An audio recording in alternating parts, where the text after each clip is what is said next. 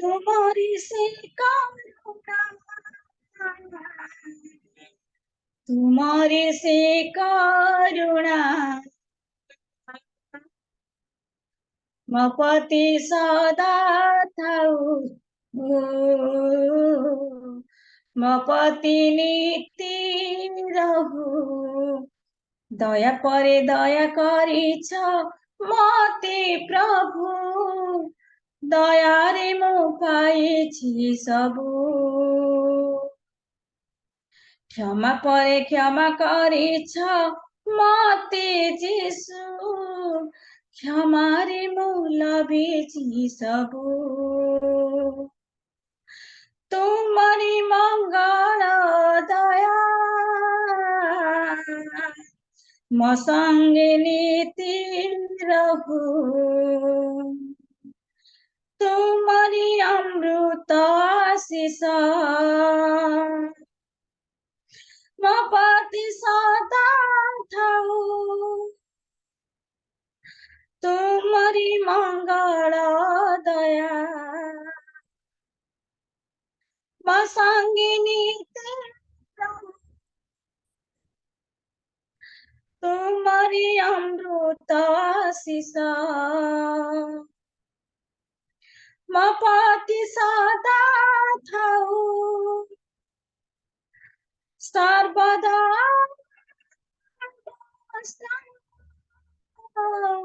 तुम्हारी स्तुति करूं, सर्वदा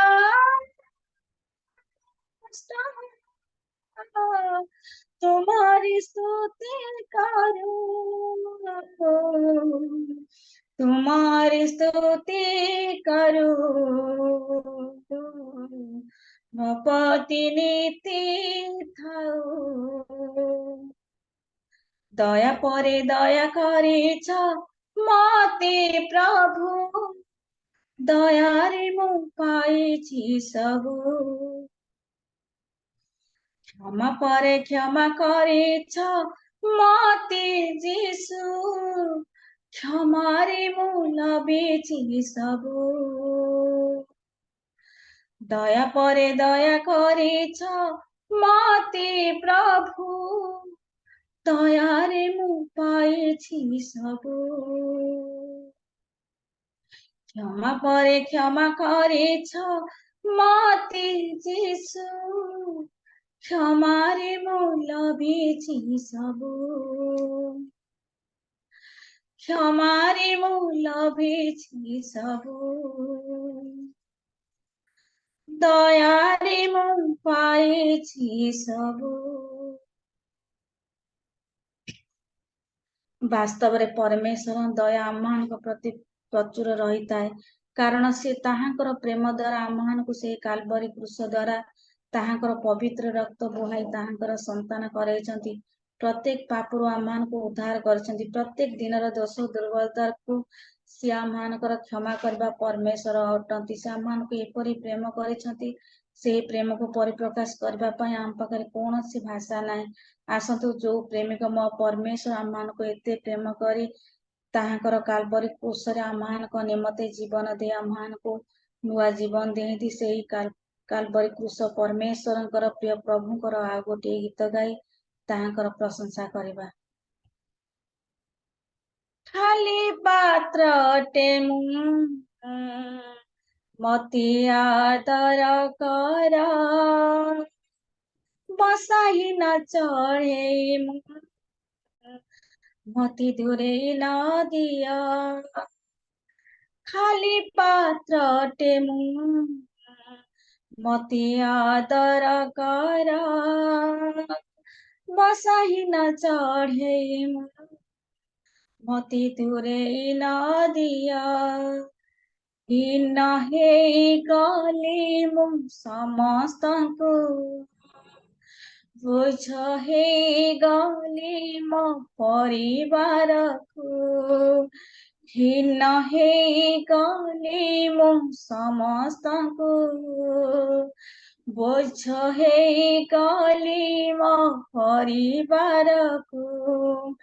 बीती जाइथान्ता कि मो गति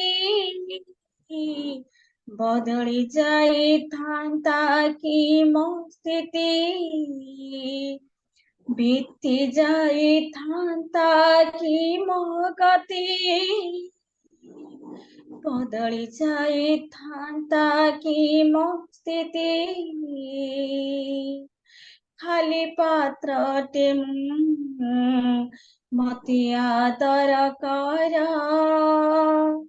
बसाही न चढे मते दूरे न दिया खाली पात्रटे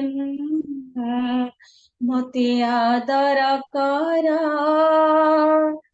बसाही न चढे मते दूरे न दिया मो भाग्य हितकी बोली कांदिला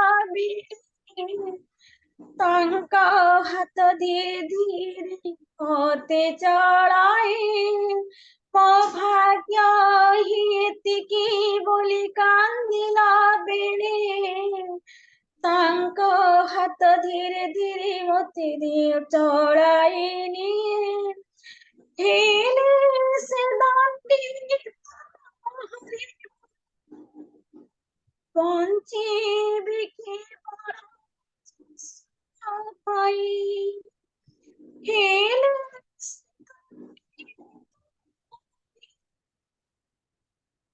पहुंची बिकी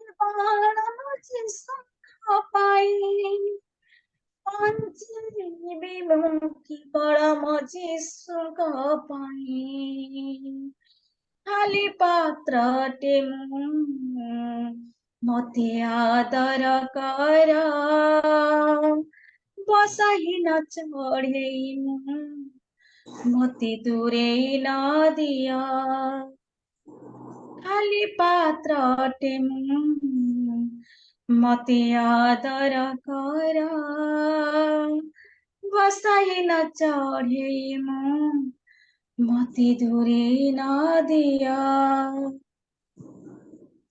प्रेम न करी बालकको प्रेम गरिले प्रेममय तुम मनको दुःख मोदिले प्रेम न करी बालकको प्रेम गरिले प्रेममय तुम मनको दुःख मोदिले आखे पितोड़ के माते सुरक्षा देना पिता होई पति उठाइला आखे पितोड़ सुरक्षा देना पिता होई पति उठाइला पिता होई मते सुस्त करिला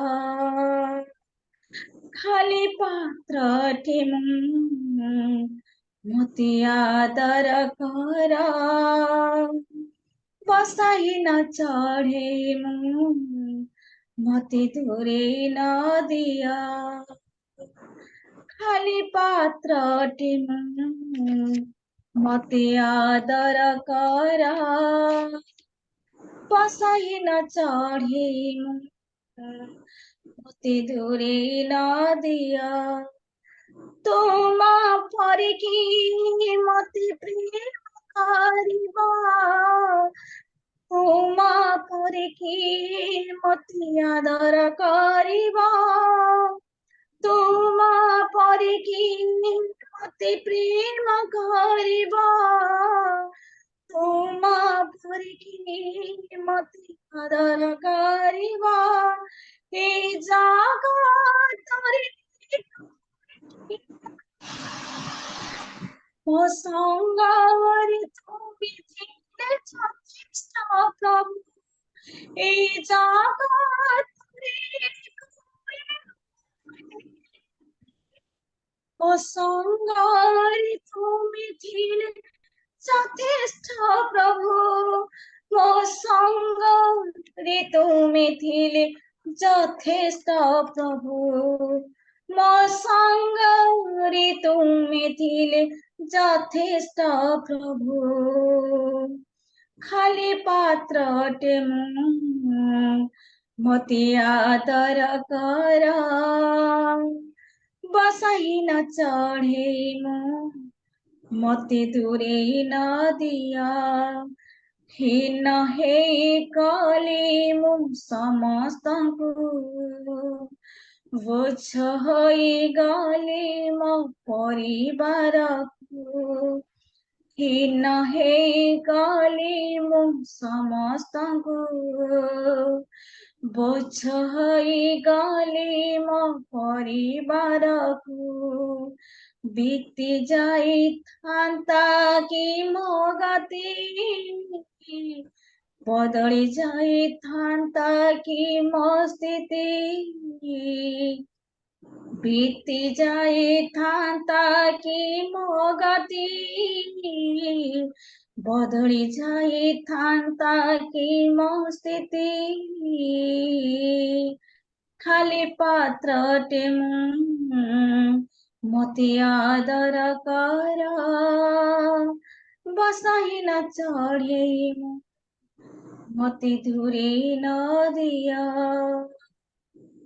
ହାଲେଲୁୟା ହାଲେଲୁୟା ମଙ୍ଗଳମୟ ପ୍ରେମିକମୟ ପରମେଶ୍ୱର ତୁମର ମହାନାମକୁ କୋଟି କୋଟି ଧନ୍ୟବାଦ କରୁଅଛି ରାଜା ବାହାରେ ଯିବାରେ ଭିତରେ ଆସିବାରେ ପ୍ରଭୁ ତୁମେ ପ୍ରତ୍ୟେକ ମୁହୂର୍ତ୍ତରେ ପିତା ପରମେଶ୍ୱର ଢାଲ ହୋଇ ପ୍ରତ୍ୟେକ ବିପଦରୁ ଉଦ୍ଧାର କରି ପରମେଶ୍ୱର ପ୍ରଭୁ ପୁନର୍ବାର ତୁମ ଚଞ୍ଚଳ ଆସିବା ପାଇଁ ପ୍ରଭୁ ସୁନ୍ଦର ସୁଯୋଗ ଦେଲ ସେଥିପାଇଁ ଧନ୍ୟବାଦ ଦେଉଅଛି ହଁ ପିତା ତୁମରି ଦୟା ତୁମରି ଅନୁଗ୍ରହ ପ୍ରଭୁ ଆମ୍ଭ ପ୍ରତି ପ୍ରଚୁର ପିତା ପରମେଶ୍ୱର ହଁ ପ୍ରଭୁ ତୁମର ଏ ପ୍ରାପ୍ତ ସମୟରେ ପ୍ରଭୁ ଆରାଧନା କରୁଅଛୁ ପିତା ପରମେଶ୍ୱର ତୁମେ एकमात्र परमेश्वर अट जे पूजा प्रशंसा गौरव पाइबा पाई पिता प्रभु मंगलमय राजा आम जेते जन प्रभु जूम रे जोड़ी तुम्हें प्रत्येक नाम धरी पिता परमेश्वर प्रचुर भाव बहुल भाव आशीर्वाद कर प्रभु प्रभु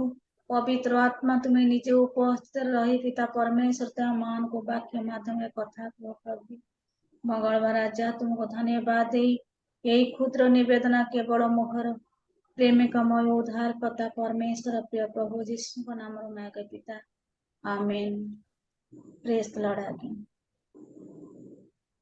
प्रेज द लॉर्ड प्रभु को नाम धन्यवाद हो प्रभु को नाम गौरव हो प्रभु को नाम स्तुति वंदना हो आउ यही समय आम को बहुत सुंदर भाव आराधना रे कड़े नेले प्रभु को दासी को यहीपरी ऑफलाइन रे ऑनलाइन रे प्रभु व्यवहार करंतु बहुत सुंदर हृदय स्पर्शी गीत गाई आम को प्रदान कर बहुत अर्थपूर्ण गीत गाई आम को प्रशंसा प्रभु प्रशंसा गौरव रे कड़ाई नहीं प्रभु का नाम धन्यवाद हो प्रभु आपण को आशीर्वाद कर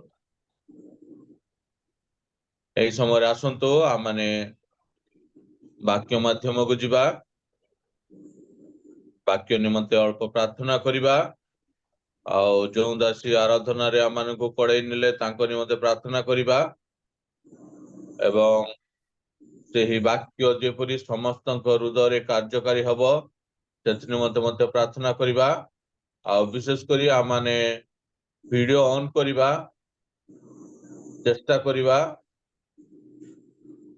जदि समस्त आम माने वीडियो ऑन करिबा ताहाले प्रभुंकर गौरव हेबो आउ एथि निमंते आसंतो आम माने प्रार्थना करिबा आमानको मध्यरे प्रभुंकर दास अछंती दासी अछंती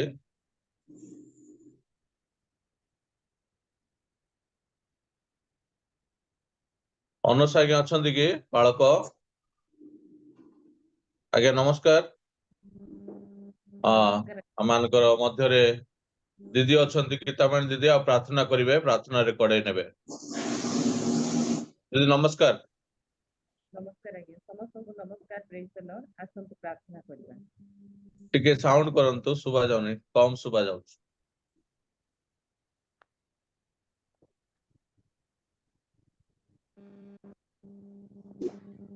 ଆସନ୍ତୁ ପ୍ରାର୍ଥନା କରିବା।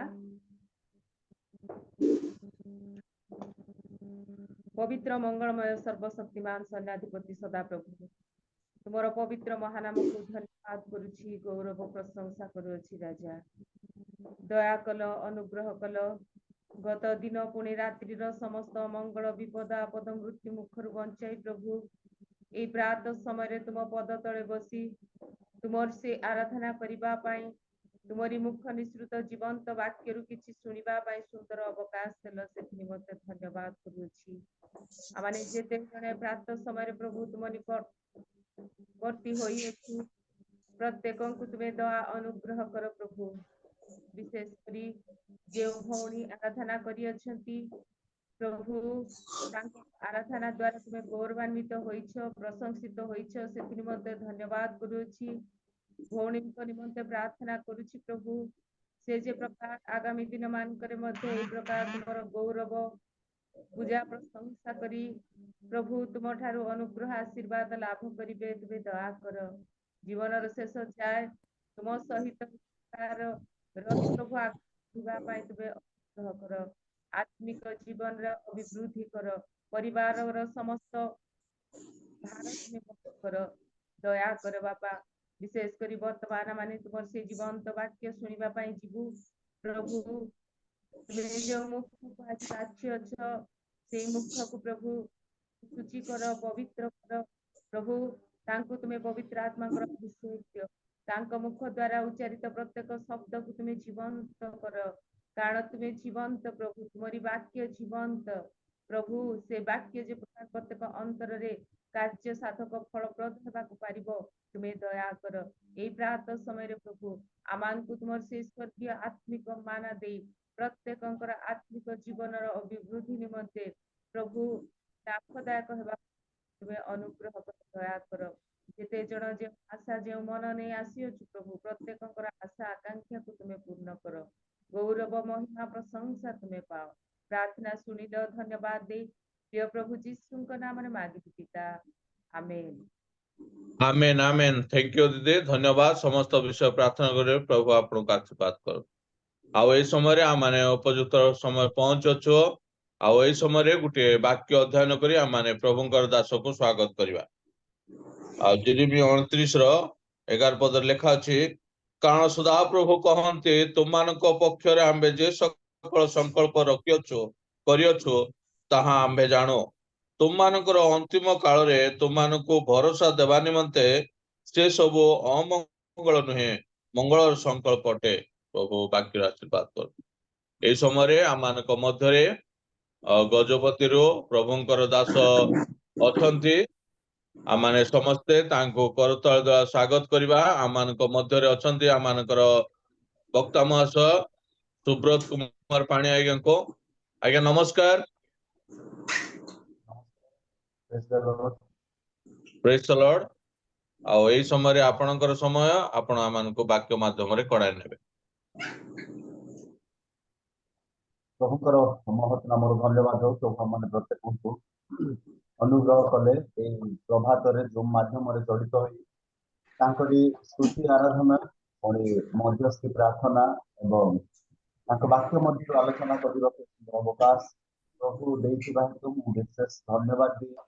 ପୁଣି ଆପଣମାନେ ଯେ ପ୍ରତ୍ୟେକ ଦିନ ପ୍ରତି ପ୍ରଭାତରେ ଉଠି ପ୍ରଭୁଙ୍କର ଗୌରବ ଆରାଧନା କରୁଅଛନ୍ତି, ତେଣୁ ଆପଣମାନଙ୍କୁ ମଧ୍ୟ ପ୍ରଭୁ ଆଶୀର୍ବାଦ କରନ୍ତୁ ଏବଂ ଯେତେ ଜଣ ଯୋଉ ମାଧ୍ୟମରେ ଜଡ଼ିତ ହୋଇଅଛନ୍ତି ପ୍ରତ୍ୟେକଙ୍କୁ ମୁଁ ପ୍ରଭୁ ଯୀଶୁଙ୍କ ନାମରେ ନମସ୍କାର ଜଣାଏ। ନମସ୍କାର।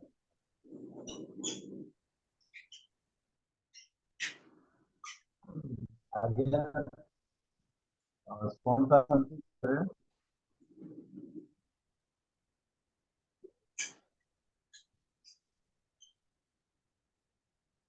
ହ୍ୟାଲୋ, ଶୁଣି ପାରୁଛନ୍ତି କି? କମ୍ ଶୁଭା ଯାଉଛି। ଶୁଭା ଯାଉଛି ତ?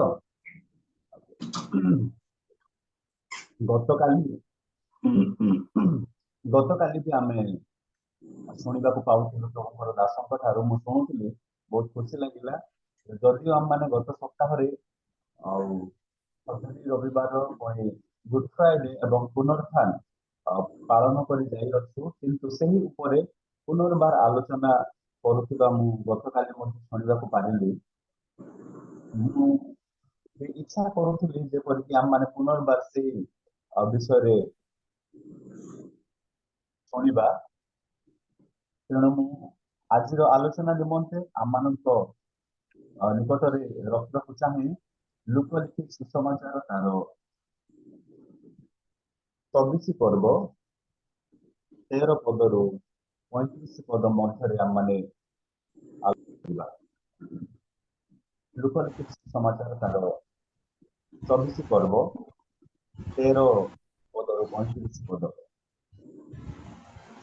ଆଉ ଦେଖ, ସେଦିନ ସେମାନଙ୍କ ମଧ୍ୟରୁ 2 ଜଣ ଜେରୁସାଲେମ ଠାରୁ ପ୍ରାୟ 4 କୋଶ ଦୂରବର୍ତ୍ତୀ ଇମାୟୁ ଗ୍ରାମକୁ ଯାଉଥିଲେ ଓ ଏହି ସମସ୍ତ ଘଟଣା ବିଷୟରେ ପରସ୍ପର କଥାବାର୍ତ୍ତା କରୁଥିଲେ।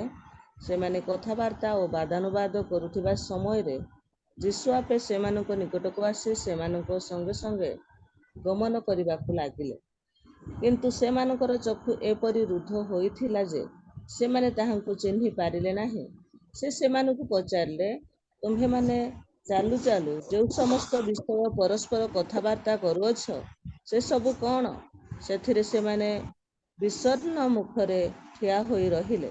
ଆଉ ସେମାନଙ୍କ ମଧ୍ୟରୁ କୟାଫା ନାମକ ଜଣେ ତାହାଙ୍କୁ ଉତ୍ତର ଦେଲେ, ଜେରୁସାଲେମସ୍ଥ ପ୍ରବାସୀମାନଙ୍କ ମଧ୍ୟରୁ ଆପଣ କ'ଣ ଏକାକୀ ସେ ସ୍ଥାନର ଏ କେତେକ ଦିନର ଘଟଣା ଜାଣନ୍ତି ନାହିଁ? ସେ ସେମାନଙ୍କୁ ପଚାରିଲେ, କି ପ୍ରକାର ଘଟଣା? ସେମାନେ ତାହାଙ୍କୁ କହିଲେ, ନାଜରୀତୀୟ ଯୀଶୁଙ୍କ ବିଷୟ। ସେ ଈଶ୍ୱର ଓ ସମସ୍ତ ଲୋକଙ୍କ ଦୃଷ୍ଟିରେ କର୍ମରେ ଓ ବାକ୍ୟରେ ଜଣେ ଶକ୍ତିଶାଳୀ ଭାବବାଦୀ ଥିଲେ। କ୍ଷମା କରିବେ, ମୁଁ ଯେତେବେଳେ ପଢିବା ପାଇଁ କଲି ତାହାର ଏଇଟା ଅଧିକା ଆଉ ରହିଅଛି 13 ରୁ 35 ପର୍ଯ୍ୟନ୍ତ। ସେଇଥିପାଇଁ ଆମେ ଟିକେ ଚିନ୍ତା କରିବା, ସବୁ ପଢିବା ନାହିଁ। ଆମମାନେ ଏଠାରେ ଗତ ସପ୍ତାହରେ ଯେଉଁମାନେ ଚର୍ଚ୍ଚରେ ବି ଶୁଣିଥିବେ, ଏଇ ଆଜିର ମୁଖ୍ୟାଂଶ ହେଲା ଇମାୟୁ ପଥରେ 2 ଜଣ ଶିଷ୍ୟ ମାନେ ସେମାନେ ଯୀଶୁଙ୍କର ସାକ୍ଷାତ କରୁଛନ୍ତି ଏବଂ ଯେତେବେଳେ ସେମାନେ ଜେରୁସାଲେମ ଠାରୁ ଇମାୟୁକୁ ଯାଉଅଛନ୍ତି ସେହି ସମୟରେ ଯୀଶୁ ସେମାନଙ୍କ ସହିତ ସାକ୍ଷାତ କରୁଅଛନ୍ତି।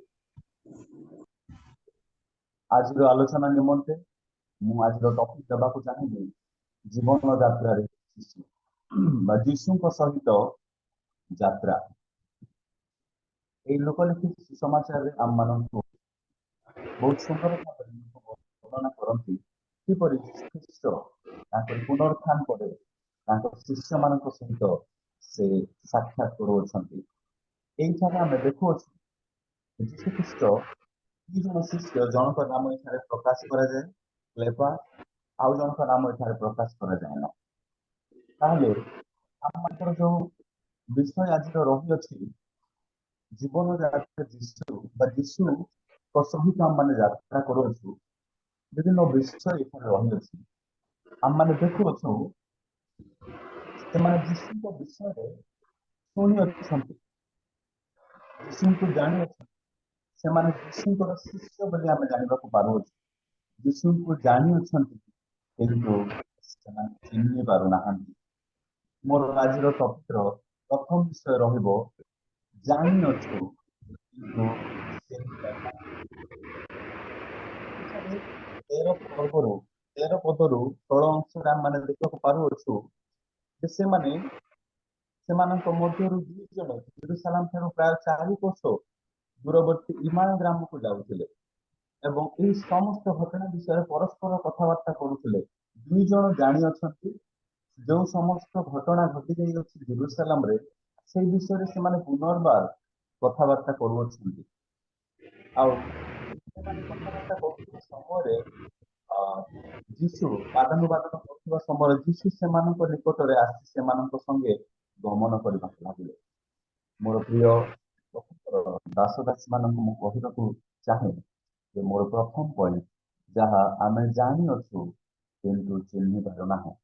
ଅନେକ ସମୟରେ ଆମମାନଙ୍କ ଜୀବନ ମଧ୍ୟରେ ଯୀଶୁଙ୍କୁ ଆମେ ଜାଣିଅଛୁ କିନ୍ତୁ ପ୍ରକୃତ ସେ ଆମମାନଙ୍କର ଈଶ୍ୱର ଅଟନ୍ତି, ଆମମାନଙ୍କର ସାହା ଭରସା ଅଟନ୍ତି, ଆମମାନଙ୍କର ସମସ୍ତ ବିଷୟ ସେ ଜାଣନ୍ତି, ସେଇ କଥା ଆମମାନେ ତାଙ୍କୁ ଚିହ୍ନି ପାରୁନାହିଁ।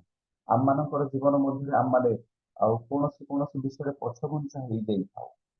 ଆମମାନେ ଉଦାହରଣ ସ୍ୱରୂପ ଦେଖିବା, ଯେତେବେଳେ ଯୀଶୁଖ୍ରୀଷ୍ଟଙ୍କର ଜନ୍ମ ବିଷୟ ଆମମାନେ ଦେଖିଛୁ, ପଣ୍ଡିତ ମାନେ ବହୁତ ଦିନ ପୂର୍ବରୁ ସେମାନେ ତାରା ଦେଖି ଅଛନ୍ତି ଯେ ଯିହୁଦୀ ମାନଙ୍କର ଜଣେ ରାଜା ଜନ୍ମ ଗ୍ରହଣ କରିବେ ଏବଂ ସେମାନେ ପୂର୍ବ ଦେଶରୁ ଆଉ ସେଇ ତାରା ଦେଖି ଚାଲି ଚାଲି ଆସୁଛନ୍ତି। ଆଉ ସେଇଠାରେ ସେମାନେ ଜାଣିଛନ୍ତି ଯେ ଜଣେ ରାଜା ଜନ୍ମଗ୍ରହଣ କରୁଛନ୍ତି, କିନ୍ତୁ ଚିହ୍ନି ପାରୁନାହାନ୍ତି ଯେ ଈଶ୍ୱରଙ୍କର ପୁତ୍ର ଜନ୍ମଗ୍ରହଣ କରିଅଛନ୍ତି। ସେଇଥିପାଇଁ ସେମାନେ ଆଉ ଜଣେ ରାଜାଙ୍କୁ ଦେଖିବା ହେତୁ, ଜାଗତିକ ଭାବରେ ଜଣେ ରାଜାଙ୍କୁ ଦେଖିବା ହେତୁ ସେମାନେ ହେରୋଦ ରାଜାଙ୍କ ନିକଟକୁ ଜେରୁସାଲେମ ଯିବାର ଆମେ ଦେଖିବାକୁ ପାଉଛୁ। ମୋର ପ୍ରିୟ ପ୍ରଭୁଙ୍କର ଦାସ ଦାସୀ, ମୁଁ କହିବାକୁ ଚାହେଁ ଯେ ଆମମାନେ ଜାଣିଅଛୁ କିନ୍ତୁ ଚିହ୍ନିବାରେ ଆମମାନଙ୍କର କଷ୍ଟ ହଉଛି। ସେଇଦିନ ପଣ୍ଡିତ ମାନେ ରାଜା ଜନ୍ମଗ୍ରହଣ କରିଅଛନ୍ତି ବୋଲି ସେମାନେ ଆଉ ରାଜପ୍ରସାଦକୁ ଯାଇଅଛନ୍ତି, ସେମାନେ ଚିହ୍ନି ପାରୁନାହାନ୍ତି ଯେ ସେ ଈଶ୍ୱରଙ୍କର ପୁତ୍ର ଜନ୍ମଗ୍ରହଣ କରୁଅଛନ୍ତି। ଆମେ ଦ୍ୱିତୀୟ ବ୍ୟକ୍ତିଙ୍କ ବିଷୟରେ ଦେଖିବାକୁ ଯିବା, ସେ ହେଉଛନ୍ତି ବାପ୍ତିଜକ ଯୋହନ। ଯୁବକ ଯୋହନ, ବାପ୍ତିଜକ ଯୋହନ, ଯିଏକି ଯୀଶୁଙ୍କର ଆଉ ପଥକୁ ସଳଖ କରିବାକୁ ବା ପଥ ପରିଷ୍କାର କରିବାକୁ ବାପ୍ତିଜକ ଯୋହନ ଆସିଥିଲେ ଏବଂ ସେ ପ୍ରଚାର କରନ୍ତି। ସେ ନିଜେ ବାପ୍ତିଜକ ଯୋହନ ଯୀଶୁଙ୍କୁ ବାପ୍ତିସ୍ମ ଦେଇଥିଲେ। ସେ କହିଲେ, ମୋ ପଛରେ ଯିଏ ଆସୁଅଛନ୍ତି ତାଙ୍କରି ପାଦୁକା ଆଉ ଫିଟିବାକୁ ମୋର ବା ଖୋଲିବାକୁ ମୋର ଯୋଗ୍ୟ ନାହିଁ। ଯିଏକି ଯୀଶୁଙ୍କୁ ଜାଣିପାରୁଅଛନ୍ତି ଯେ ସେ ଈଶ୍ୱରଙ୍କର ପୁତ୍ର, ଯାହାଙ୍କର ପାଦୁକାର ବନ୍ଧନ ଖୋଲିବାର ମୋର ଯୋଗ୍ୟ ନାହିଁ। ସେ ଆଉ ଜଳରେ କେବଳ ନୁହଁ, ଆତ୍ମାରେ ବାପ୍ତିସ୍ମ ଦେବେ ବୋଲି ବାପ୍ତିଜକ ଯୋହନ ନିଜେ କହନ୍ତି, କିନ୍ତୁ ସମୟ ଆସିଲା ସେ ଯୀଶୁଙ୍କୁ ଚିହ୍ନି ପାରୁନାହାନ୍ତି। ଆମେ ଦେଖିବା ମାର୍କୋ ଲିଖିତ ସୁସମାଚାର ତାର 11 ପର୍ବ 2 ଏବଂ 3 ପଦରେ,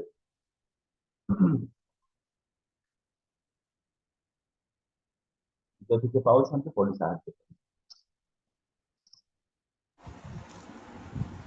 ଏଥିମଧ୍ୟରେ ଯୋହନ ଖ୍ରୀଷ୍ଟଙ୍କ କର୍ମର ବିବରଣ କାରାଗାରରେ ପୁଣି ଆପଣା ଶିଷ୍ୟମାନଙ୍କ ଦ୍ୱାରା ତାହାଙ୍କୁ ପଚାରି ପଠାଇଲେ, ଯାହାଙ୍କର ଆଗମନ ହେବ, ସେହି ବ୍ୟକ୍ତି କି ଆପଣ ଅବା ଆମ୍ଭେମାନେ ଅନ୍ୟ ଜଣଙ୍କ ଅପେକ୍ଷାରେ ରହିବୁ?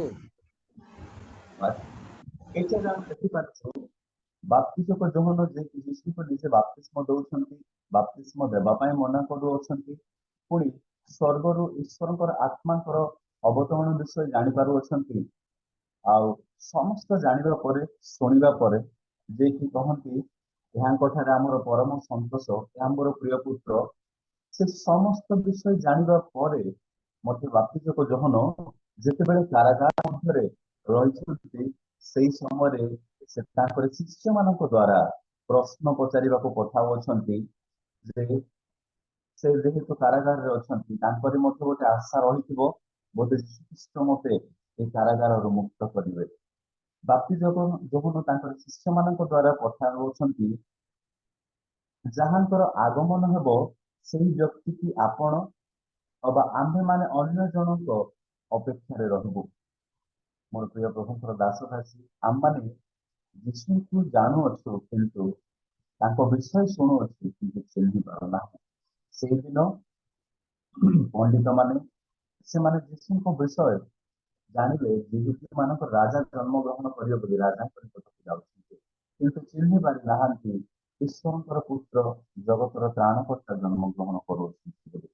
ବାପ୍ତିଜକ ଯୋହନ ଯେ କିଏ ଯୀଶୁଙ୍କର ନିଜେ ସେ ଫୋରରନର ଆସିବା ପୂର୍ବରୁ ସେ ପ୍ରଚାର କରୁଛନ୍ତି ଯୀଶୁଙ୍କର ଆଗମନ ବିଷୟ, ଯିଏକି ମାତାର ଗର୍ଭରେ 6 ମାସ ସମୟରେ ନାଚି ଉଠୁଅଛନ୍ତି ଏଲିଜାବେଥଙ୍କ ଗର୍ଭରେ, ସିଏ ଆଜି କାରାଗାରରେ ଥିବା ସମୟରେ ଯୀଶୁଙ୍କୁ ଚିହ୍ନି ପାରୁନାହାନ୍ତି। ପଚାରିବା ପାଇଁ ପଠାଉଛନ୍ତି ଯେ ଯାହାଙ୍କର ଆସିବାର ଥିଲା ଆପଣ କି ସେହି, ଆମେ ଆଉ ତାର ଅପେକ୍ଷା କରିବୁ। ଆଜି ଆମମାନେ ଯଦିଓ ଖ୍ରୀଷ୍ଟିଆନ ପରିବାରରେ ଜନ୍ମ, ଆମମାନେ ଜାଣିଅଛୁ କିନ୍ତୁ ସମୟ ସମୟରେ ଆମମାନେ ଚିହ୍ନି ପାରୁନା। ତେଣୁ ସେଇଦିନ ଏମାନ ପଥରେ ଯାଉଥିବା ଶିଷ୍ୟମାନଙ୍କର ମଧ୍ୟ ସେଇ ବିଷୟ ଆମମାନେ ଦେଖିବାକୁ ପାରୁଅଛୁ। ସେମାନେ ସେମାନେ ଶିଷ୍ୟ ଅଟନ୍ତି, ଯୀଶୁଙ୍କ ବିଷୟ ଶୁଣି ଅଛନ୍ତି, କଣ କଣ ଘଟଣା ହେଇଯାଇଅଛି, ଯୀଶୁ କି ପ୍ରକାର କାର୍ଯ୍ୟ କରୁଥିଲେ, ସେଇ ସମସ୍ତ ବିଷୟ ସେମାନେ ଜାଣନ୍ତି, ବିଶ୍ୱାସ କରନ୍ତି ଯୀଶୁ ଖ୍ରୀଷ୍ଟ ମସିହ ବୋଲି।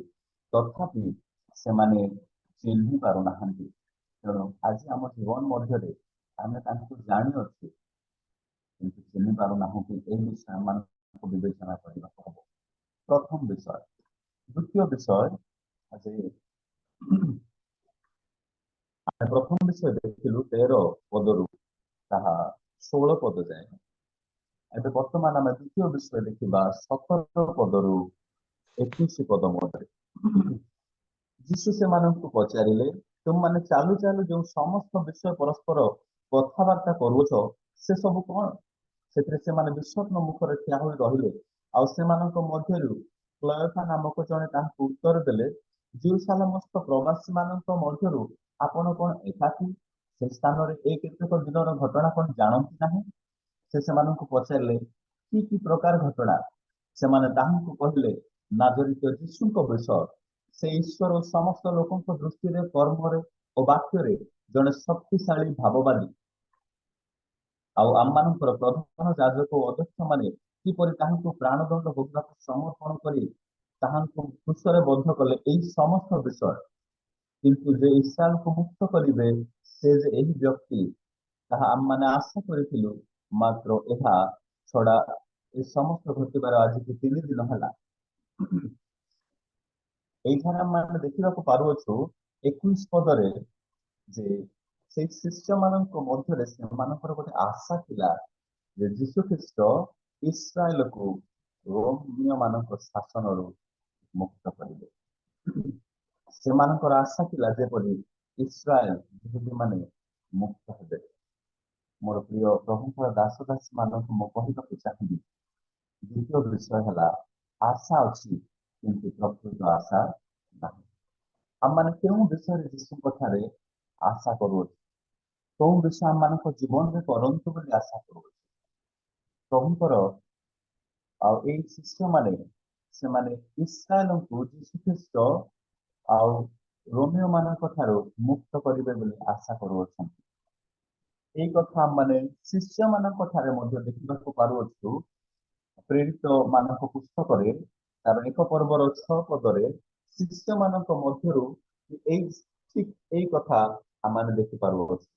ସେମାନେ ମଧ୍ୟ ଆଶା କରିଥିଲେ ଯୀଶୁ ଖ୍ରୀଷ୍ଟ ଯେପରି ସେମାନଙ୍କୁ ମୁକ୍ତ କରିବେ। ଅତଃ ସେମାନେ ଏକତ୍ର ହୋଇ ତାହାଙ୍କୁ ପଚାରିବାକୁ ଲାଗିଲେ, ହେ ପ୍ରଭୁ, ଆପଣ କଣ ଏହି ସମୟରେ ଇସ୍ରାଏଲ ହସ୍ତରେ ପୁନର୍ବାର ରାଜ୍ୟଭାର ସମର୍ପଣ କରୁଅଛନ୍ତି? ଯୀଶୁଖ୍ରୀଷ୍ଟଙ୍କର ପୁନରୁତ୍ଥାନ ପରେ ଯୀଶୁଖ୍ରୀଷ୍ଟ ଯେ ବାରମ୍ବାର ସେମାନଙ୍କୁ ନିଜର ଦର୍ଶନ ଦଉଥିଲେ, ସାକ୍ଷାତ କରୁଥିଲେ, ତଥାପି ସେମାନଙ୍କ ମନ ମଧ୍ୟରେ ସମସ୍ତେ ଏଇଠାରେ ଶିଷ୍ୟମାନେ ଏକତ୍ର ହୋଇ ତାଙ୍କୁ ପଚାରିବାକୁ ଲାଗିଲେ ବୋଲି ଲେଖାଯାଏ। ଶିଷ୍ୟମାନଙ୍କ ମଧ୍ୟରେ ବି ଗୋଟେ ଆଶା ଥିଲା ଯୀଶୁଖ୍ରୀଷ୍ଟ ଇସ୍ରାଏଲକୁ ମୁକ୍ତ କରିବେ। ମସିହ ଶାରୀରିକ ଭାବରେ ଜାଗତିକ ଭାବରେ ସେମାନେ ମସିହଙ୍କର ଆଉ ଦର୍ଶନ ବା ମସିହଙ୍କ ମଧ୍ୟରେ ଆଶା ଖୋଜୁଅଛନ୍ତି। ଆମମାନେ ଦେଖୁଅଛୁ ଯୀଶୁଙ୍କ ସହିତ ମିଶି ରହୁଥିବା ଶିଷ୍ୟମାନଙ୍କର ଆଶା ମଧ୍ୟ ଜାଗତିକ ଜଣା ପଡୁଅଛି। ଆମର ଆଉ ଜଣଙ୍କର ଆଶା ଏଠାରେ ଦେଖିବାକୁ ପାରୁଛୁ, ସେ ହେଉଛନ୍ତି ଯାକୁବ ଏବଂ ଯୋହନଙ୍କ ମାତା ସଲୋମୀ। ସେ ମଧ୍ୟ ଗୋଟେ ଆଶା ରଖିଛନ୍ତି ଯୀଶୁଖ୍ରୀଷ୍ଟ ଜଣେ ରାଜା ହେବେ, ଆଉ ସେଇ ରାଜାଙ୍କ ପାଖରେ ମୋର 2ଟି ପୁଅ ଯାକୁବ ଏବଂ ଯୋହନ, ସେମାନେ କଣ କରିବେ? ଯୀଶୁଙ୍କର ଦକ୍ଷିଣ ଏବଂ ବାମରେ ଆଉ ସେ ଆସନରେ ବସିବା ସମୟରେ ବସିବେ। ଯୀଶୁ ଖ୍ରୀଷ୍ଟ ସେ ଜାଗତିକର ରାଜା ନୁହନ୍ତି, ଜଗତର ରାଜା ସେ ଜାଗତିକ ଭାବରେ ନାହାନ୍ତି, ସେଇ କଥା ଆଉ ସେ ଜାଣିନାହାନ୍ତି। ଯେତେବେଳେ ଯୀଶୁଖ୍ରୀଷ୍ଟଙ୍କୁ ବିଚାର କରିବାକୁ ନିଆଯାଉଛି, ପିଲାତ ତାଙ୍କୁ ପଚାରୁଛନ୍ତି, ହେରୋଦ ତାଙ୍କୁ ପଚାରୁଛି, ତୁମେ କି ଯୁବତୀମାନଙ୍କର ରାଜା? ସମସ୍ତେ ଆଉ ଯୀଶୁଙ୍କୁ ଜାଗତିକ ଭାବରେ ଆଉ ଦେଖୁଅଛନ୍ତି, ରାଜା ଭାବରେ ଦେଖୁଅଛନ୍ତି। ସେଇଦିନ ଯୋହନ ଏବଂ ଯାକବଙ୍କ ମାତା ଯୀଶୁଙ୍କୁ ଜାଗତିକ ଭାବରେ ତାଙ୍କରି ଆଶା ରଖିଅଛନ୍ତି। ଶିଷ୍ୟମାନେ ମଧ୍ୟ ଯୀଶୁଙ୍କୁ ଜାଗତିକ ଭାବରେ ସେମାନେ ଆଉ ଚିନ୍ତା କରୁଅଛନ୍ତି ଯେ ଯୀଶୁ ଖ୍ରୀଷ୍ଟ ଇସ୍ରାଏଲଙ୍କୁ ଜଗତରୁ ମାନେ ରୋମୀ ଶାସନ ମୁକ୍ତ କରିବେ। ଆମମାନେ ଯୀଶୁଙ୍କର ଆଉ ଦୁଇ ପାର୍ଶ୍ୱରେ ଥିବା ଚୋରମାନଙ୍କ ମଧ୍ୟରୁ ଜଣଙ୍କ ବିଷୟରେ ଦେଖିବାକୁ ପାରୁଅଛୁ। ସେ ମଧ୍ୟ ଜାଗତିକ ଭାବରେ ଆଶା କରୁଅଛନ୍ତି ତୁମେ ଯଦି ଖ୍ରୀଷ୍ଟ, ତୁମେ ଯଦି ମସିହ, ତାହେଲେ ତୁମେ ନିଜକୁ ରକ୍ଷା କର ଏବଂ ମତେ ତୁମେ ରକ୍ଷା କର। କିନ୍ତୁ ଅନ୍ୟ ପାର୍ଶ୍ୱରେ ଥିବା ଚୋରଙ୍କୁ ଆମେ ଦେଖିବାକୁ ପାରୁଅଛୁ ସେ ମୃତ୍ୟୁ ସହିତ ସଂଘର୍ଷ କରୁ କରୁ ଯୀଶୁଙ୍କୁ ଚିହ୍ନି ପାରୁଛନ୍ତି ଏବଂ ତାଙ୍କରି ଆଶା ଅଲଗା। ସେ ବିଶ୍ୱାସ କରୁଛନ୍ତି ଯେ ଯୀଶୁ ଖ୍ରୀଷ୍ଟ ଜଣେ ପବିତ୍ର ବ୍ୟକ୍ତି ଅଟନ୍ତି, ଯିଏକି କୌଣସି ପାପ କରିନାହାନ୍ତି, ଯାହାଙ୍କୁ ତାଙ୍କରି ଆଉ କୌଣସି ଅପରାଧ କରିନଥିବା ସକାଶେ ମଧ୍ୟ ଦଣ୍ଡ ଦିଆଯାଉଛି। ସେ ତାଙ୍କ ନିକଟରେ ଭରସା କରୁଛନ୍ତି, ତାଙ୍କରି ଆଶା ଅଛି। ଯୀଶୁଙ୍କୁ ସେ କହନ୍ତି ତୁମେ ଯେତେବେଳେ ନିଜ ରାଜ୍ୟ ମଧ୍ୟକୁ ଯିବ ମତେ ସ୍ମରଣ କରିବ। ଯୀଶୁଙ୍କ ସହିତ ବୁଲୁଥିବା ଶିଷ୍ୟମାନଙ୍କର ମାତା ସେମାନେ ଯୀଶୁଙ୍କ ଠାରେ ଜାଗତିକର ଆଶା ରଖିଛନ୍ତି। କିନ୍ତୁ ସେଇ ଚୋର ସେଇଦିନ ଯିଏକି ସିଧାସଳଖ ସେଇଦିନ ପାରଦୀସରେ ଉପସ୍ଥିତ ହଉଛନ୍ତି, ତାଙ୍କରି ଆଶା ଆମମାନେ ଦେଖିବାକୁ ପାରୁଅଛୁ। ମୃତ୍ୟୁ ମୁଖରେ ସେ ଯୀଶୁଙ୍କ ଠାରେ ଆଶା ରଖିଛନ୍ତି ଯେ ତାଙ୍କରି ରାଜ୍ୟରେ ପ୍ରବେଶ ହେବା ପାଇଁ। ତେଣୁ ଆମମାନଙ୍କର ଆଶା ଖ୍ରୀଷ୍ଟିଆନ ଜୀବନରେ କେଉଁ ପ୍ରକାର ଅଛି? ସେଇଦିନ ଇମାମ ପଥରେ ଯାଉଥିବା ଦୁଇ ଶିଷ୍ୟମାନଙ୍କର ଆଶା ଇସ୍ରାଏଲକୁ ମୁକ୍ତ କରିବେ ବୋଲି ରହିଥିଲା। ଶିଷ୍ୟମାନଙ୍କର ଆଶା ମୁକ୍ତ କରିବେ ବୋଲି ରହିଥିଲା। ସଲୋମୀଙ୍କର ଆଶା ତାଙ୍କର ଦୁଇ ଜଣ ପୁତ୍ରମାନଙ୍କୁ ଯୀଶୁଖ୍ରୀଷ୍ଟଙ୍କର ଦୁଇ ପାର୍ଶ୍ୱରେ ବସେଇବାର ଆଶା ଥିଲା। ଆମେ ଯଦି ଦେଖିବା ପ୍ରଥମ କରନ୍ଥିକାର 15 ପର୍ବ 19 ପଦରେ, ଆମମାନେ ଯଦି ଜଗତ ଜୀବନରେ ଖ୍ରୀଷ୍ଟଙ୍କ ଠାରେ ବିଶ୍ୱାସ କରୁଅଛୁ, ତାହେଲେ ଆମମାନଙ୍କ ଠାରୁ ଦୁର୍ଭାଗା ମନୁଷ୍ୟ ଆଉ କେହି ନାହାନ୍ତି। ତେଣୁ ଆମମାନେ କଣ ଖାଲି ଏଇ ଜୀବନ ନିମନ୍ତେ ହିଁ ପ୍ରଭୁଙ୍କ ଠାରେ ଭରସା କରୁଅଛୁ କି? ଏଇଠାରେ ଆମେ ଦେଖିବା ସେ 15 ଲେଖାଯାଏ, ଯଦି କେବଳ ଏଇ ଜୀବନ ନିମନ୍ତେ ଆମମାନେ ଖ୍ରୀଷ୍ଟଙ୍କ ଠାରେ ଭରସା କରିଅଛୁ, ତେବେ ସମସ୍ତ ମନୁଷ୍ୟ ଠାରୁ ଆମମାନେ ଦୁର୍ଭାଗ୍ୟ। ଯୀଶୁଖ୍ରୀଷ୍ଟ ଯେ ଆତ୍ମିକ ଭାବରେ ଆମମାନଙ୍କୁ ଆଶୀର୍ବାଦ କରିବାକୁ ଚାହାନ୍ତି, କିନ୍ତୁ ଆମମାନେ ପ୍ରତ୍ୟେକଟି ସମୟରେ ଶାରୀରିକ ବା ଜାଗତିକର ଆଶୀର୍ବାଦରେ ମାନେ ଆଶୀର୍ବାଦ ପ୍ରାପ୍ତ ହେବା ପାଇଁ ଆଶା କରୁଅଛୁ। ସେଥିପାଇଁ ଯୀଶୁଖ୍ରୀଷ୍ଟ କହନ୍ତି ମାର୍କୋ ଲିଖିତ ସମାଚାରରେ ଯେ ତୁମାନେ ଯେଉଁ ସମସ୍ତ ବିଷୟ ଚିନ୍ତିତ ବ୍ୟତିବ୍ୟସ୍ତ, ସେ ସମସ୍ତ ବିଷୟ କରିବା ପୂର୍ବରୁ ପ୍ରଥମେ ତାଙ୍କରି ରାଜ୍ୟ ଏବଂ ଧାର୍ମିକତା ଅନ୍ୱେଷଣ କର, ତାହେଲେ ସେ ସମସ୍ତ ବିଷୟ ତୁମକୁ ଦିଆଯିବ। ମାର୍କୋ 6:33 ଆମମାନେ ଦେଖିବାକୁ ପାରୁଅଛୁ। ଆମମାନେ ଖ୍ରୀଷ୍ଟିଆନ ଭାବରେ ଯୀଶୁଙ୍କ ସହିତ ଯାତ୍ରା କରୁ କରୁ କେଉଁ ବିଷୟରେ ଆଶା ରଖିଅଛୁ? ଜାଗତିକ ଶାରୀରିକ ନା ଆତ୍ମିକ ଜୀବନର ଆଶୀର୍ବାଦ ନିମନ୍ତେ? ତୃତୀୟ ବିଷୟ ଆମମାନେ ଦେଖିବା, ଶୁଣୁଅଛୁ କିନ୍ତୁ ବୁଝିପାରୁନାହୁଁ। ପ୍ରଥମ ବିଷୟ ଆମେ ଦେଖିଲୁ ଜାଣିଅଛୁ କିନ୍ତୁ ଚିହ୍ନି ପାରୁନାହୁଁ। ଦ୍ୱିତୀୟ ବିଷୟ ଆମେ ଦେଖିଲୁ ଆଶା ଅଛି କିନ୍ତୁ ଆଶା ନାହିଁ। ତୃତୀୟ ବିଷୟ ଶୁଣୁଅଛୁ କିନ୍ତୁ ବୁଝିପାରୁନାହୁଁ। ସେଇଦିନ ସେଇ ଇମାମ ପଥରେ ଯାଉଥିବା ଦୁଇ ଜଣ ଶିଷ୍ୟମାନେ ଆଉ ସେମାନଙ୍କ ମଧ୍ୟରେ ସେମାନେ ସମସ୍ତ ବିଷୟ ଶୁଣିଅଛନ୍ତି।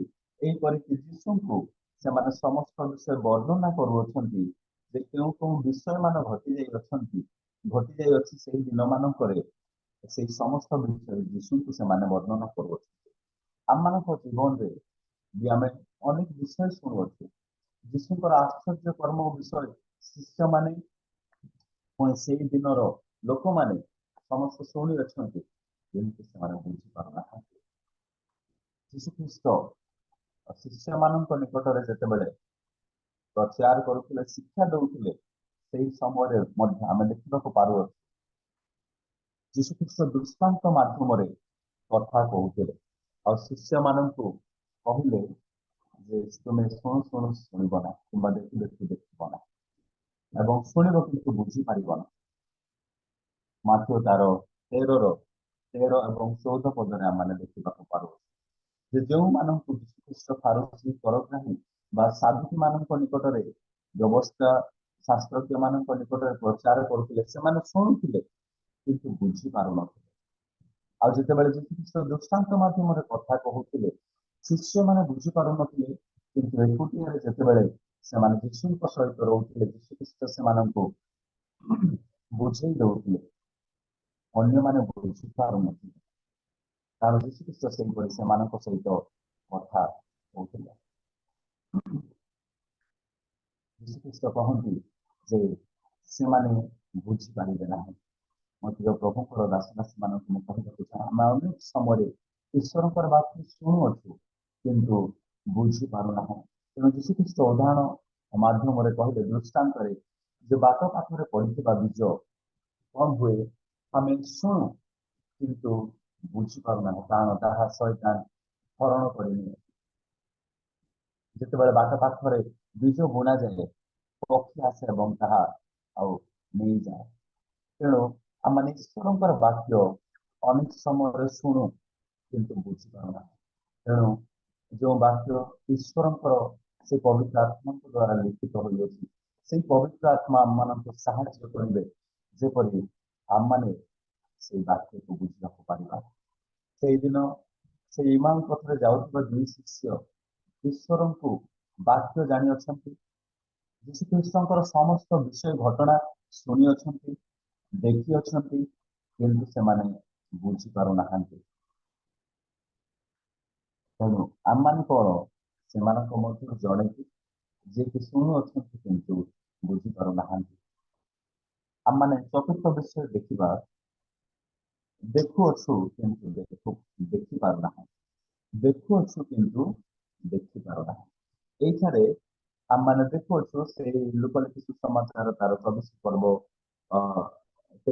ପର୍ବର 24 ପଦରେ ସେମାନେ କହୁଛନ୍ତି, ଆଉ ଆମମାନଙ୍କର ସଙ୍ଗୀମାନଙ୍କ ମଧ୍ୟରୁ କେହି କେହି ସମାଧି ନିକଟକୁ ଯାଇ ସ୍ତ୍ରୀ ଲୋକମାନେ ଯେପରି କହିଥିଲେ ସେଇପରି ଦେଖିଲେ କିନ୍ତୁ ତାହାଙ୍କୁ ଦେଖିଲେ ନାହିଁ। ଏଇଠାରେ କୁହାଯାଏ ସେମାନେ ଦେଖିଲେ, ସେମାନେ ଯେପରି ଯୀଶୁଙ୍କର ଶିଷ୍ୟ ବା ମଗଦଲିନୀ ମରିୟମ, ଅନ୍ୟ ମରିୟମ, ସେମାନେ ଯାଇ ଶିଷ୍ୟମାନଙ୍କୁ କହୁଛନ୍ତି ଯେ ଆମମାନେ ପୁନରୁତ୍ଥିତ ଯୀଶୁଙ୍କୁ ଦେଖିଲୁ, ସେ ଆଉ କବର ମଧ୍ୟରେ ନାହାନ୍ତି, ସେ ଉଠି ଅଛନ୍ତି। କିନ୍ତୁ ଏଇଠାରେ ଲେଖାଯାଏ ସ୍ତ୍ରୀ ଲୋକମାନେ ଯେପରି କହିଥିଲେ ସେହିପରି ଦେଖିଲେ କିନ୍ତୁ ଦେଖିଲେ ନାହିଁ। ଆମମାନେ ଦେଖୁଅଛୁ କିନ୍ତୁ ଦେଖିପାରୁନାହିଁ, ମାନେ ଦେଖୁଥିବା ସମୟରେ ବି ଆମେ ଚିହ୍ନି ପାରୁନାହିଁ। ଏଇଠାରେ ଯେତେବେଳେ ମଗଦଲିନୀ ମରିୟମ କବର ମଧ୍ୟକୁ ଗଲେ ସେ ଦେଖୁଛନ୍ତି କିନ୍ତୁ ସେ ଭାବୁଛନ୍ତି ଏଇ ଉଦ୍ୟାନର ମାଳି ବୋଲି ଭାବୁଛନ୍ତି। ଆଉ ଯେତେବେଳେ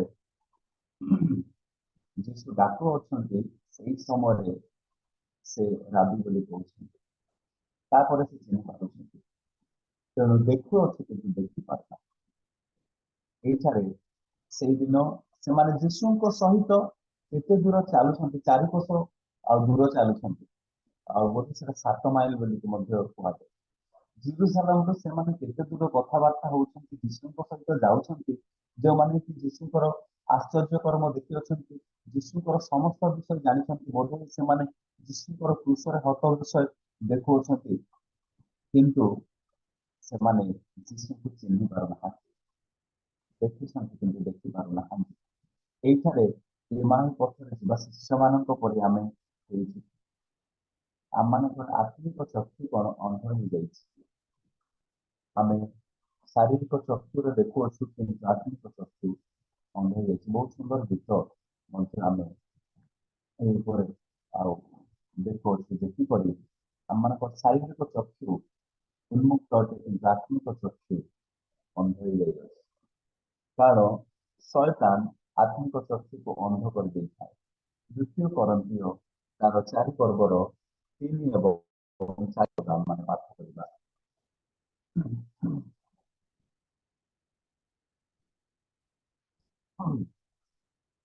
କିନ୍ତୁ ଯଦ୍ୟପି ଆମମାନଙ୍କ ସୁସମାଚାର ଆଚ୍ଛାଦିତ ଥାଏ ତାହା ବିନାଶ ପ୍ରାପ୍ତ ମାନଙ୍କ ପକ୍ଷରେ ଆଚ୍ଛାଦିତ। ଈଶ୍ୱରଙ୍କ ପ୍ରତିମୂର୍ତ୍ତି ଯେ ଖ୍ରୀଷ୍ଟ ତାହାଙ୍କ ଗୌରବମୟ ସୁସମାଚାରର ଆଲୋକ ଯେପରି ଏହି ପ୍ରକାର ଲୋକଙ୍କ ପ୍ରତି ପ୍ରକାଶିତ ନ ହୁଏ, ଏଥି ନିମନ୍ତେ ଏହି ଜଗତପତି ଅବିଶ୍ୱାସୀ ମାନଙ୍କର ଜ୍ଞାନ ଚକ୍ଷୁ ଅନ୍ଧ କରିଅଛି। ଅବିଶ୍ୱାସୀ ମାନଙ୍କର ଜ୍ଞାନ ଚକ୍ଷୁ ଅନ୍ଧ କରିଅଛି। ଶୟତାନ ଜଗତପତି ଯେପରି ଆମମାନେ ଆତ୍ମିକ ଚକ୍ଷୁରେ ତାଙ୍କରି ଆଶ୍ଚର୍ଯ୍ୟ ବିଷୟ ମାନ ଦେଖି ନ ପାରିବା, ସେଇଥିପାଇଁ ସେ ଜ୍ଞାନ ଚକ୍ଷୁ ଅନ୍ଧ କରିଦେଇଅଛି। ଗୀତ ସଂହିତାରେ ଗୀତ ଲେଖକ ଲେଖନ୍ତି ତାର 119 ଗୀତର ଯେ ମୋର ଚକ୍ଷୁ ପ୍ରସନ୍ନ କର ଯେପରି ମୁଁ ତୁମର ଆଶ୍ଚର୍ଯ୍ୟ ବିଷୟ ମାନ ଦେଖିବାକୁ ପାଇବି। ଗୀତ 119:18 ତାହା ଲେଖାଯାଏ। ସେଇ ଗୀତ ଲେଖକ ଅନ୍ଧ ନଥିଲେ, କିନ୍ତୁ ଈଶ୍ୱରଙ୍କର ଆଶ୍ଚର୍ଯ୍ୟ ବିଷୟ ମାନ ଦେଖିବା ପାଇଁ ଆମମାନଙ୍କର ଆତ୍ମିକ ଚକ୍ଷୁ ଉନ୍ମୁକ୍ତ ହେବା ଦରକାର।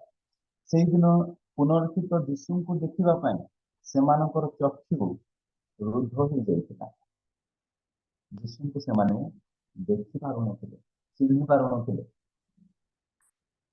ଆଉ ଆଜି ଆମମାନେ ମଧ୍ୟ ଯୋଉ ଜଗତପତି ଶୟତାନ ଆମମାନଙ୍କର ଆତ୍ମିକ ଚକ୍ଷୁ ଅନ୍ଧ କରିଦେଇଅଛି, ସେଇଥିପାଇଁ ବେଳେବେଳେ ଆମମାନେ ଯୀଶୁ ଖ୍ରୀଷ୍ଟଙ୍କୁ ଆଉ ଜାଗତିକ ବା ଶାରୀରିକ ଭାବରେ ହିଁ ଆମମାନେ ଆଉ ଆମମାନଙ୍କୁ ଦେଖିବାକୁ ପାରୁଛୁ ବା ଆମମାନଙ୍କର ଆଶା ରହୁଛି, କିନ୍ତୁ ଆତ୍ମିକ ଭାବରେ ଆମମାନେ ଦେଖିପାରୁନାହିଁ।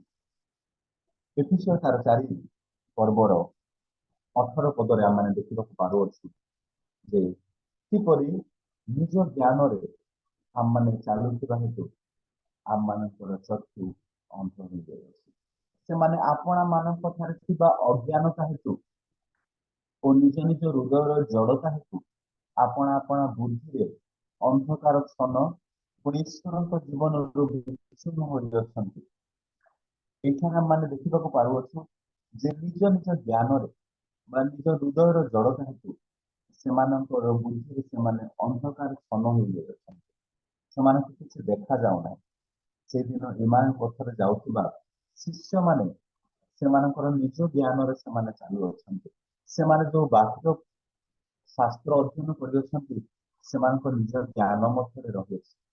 ସେଇଥିପାଇଁ ଯୀଶୁଖ୍ରୀଷ୍ଟ ସେମାନଙ୍କୁ ମଶାଙ୍କ ଶାସ୍ତ୍ରରୁ ଆଉ ସେଇ ପେଣ୍ଟାଟୁକରୁ ବୁଝେଇବାକୁ ଚାହୁଁଛନ୍ତି। ତମେ କଣ ଶାସ୍ତ୍ର ଅଧ୍ୟୟନ କରୁନାହ? ତମମାନଙ୍କର ବିଶ୍ୱାସ ହେ ନିର୍ବୋଧ ମାନେ ଭାବବାଦୀ ମାନଙ୍କ ଦ୍ଵାରା କଥିତ ସମସ୍ତ ବାକ୍ୟରେ ବିଶ୍ୱାସ କରିବାକୁ ତୁମେ ଶିଖିଲ। ତେଣୁ ଆମମାନେ ଦେଖୁଛୁ କିନ୍ତୁ ଦେଖିବାକୁ ପାରୁନାହିଁ। ଏହା ଥିଲା ଆମମାନଙ୍କର ଚତୁର୍ଥ ବିଷୟ। ପଞ୍ଚମ ବିଷୟ ଯେ ଯୀଶୁ ଆମମାନଙ୍କର ଆତ୍ମିକ ଚକ୍ଷୁ ଉନ୍ମୁକ୍ତ କରନ୍ତି ବା ଯୀଶୁ ଆମ ସହିତ ଚାଲିବାକୁ ଇଚ୍ଛା କରନ୍ତି ବା ସେ ଆମମାନଙ୍କର ଇଚ୍ଛା ଜାଣିବାକୁ ଚାହାନ୍ତି। ଯୀଶୁ ଆମମାନଙ୍କର ଇଚ୍ଛା ଜାଣିବାକୁ ଚାହାନ୍ତି। କାରଣ ଏଇଠାରେ ଆମେ ଦେଖିବାକୁ ପାରୁଅଛୁ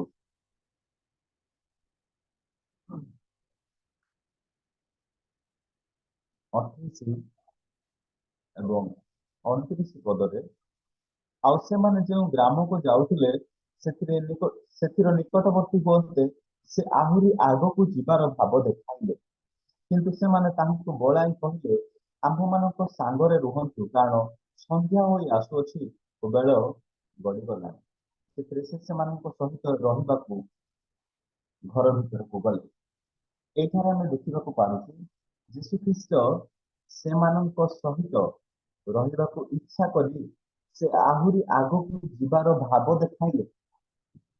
ସନ୍ଧ୍ୟା ହୋଇ ଆସୁଥିଲା ଆଉ ଯୀଶୁଖ୍ରୀଷ୍ଟ ସେମାନଙ୍କ ସହିତ ଯିବାକୁ ଇଚ୍ଛାର ଭାବ ଦେଖାଇଲେ। ଆଜି ଆମମାନଙ୍କର ଆଉ ଖ୍ରୀଷ୍ଟିଆନ ଜୀବନରେ ବିଶ୍ୱାସୀ ଜୀବନରେ ଯୀଶୁଖ୍ରୀଷ୍ଟ ଆମମାନଙ୍କ ସହିତ ଆଉ ଚାଲିବାକୁ ଇଚ୍ଛା କରନ୍ତି।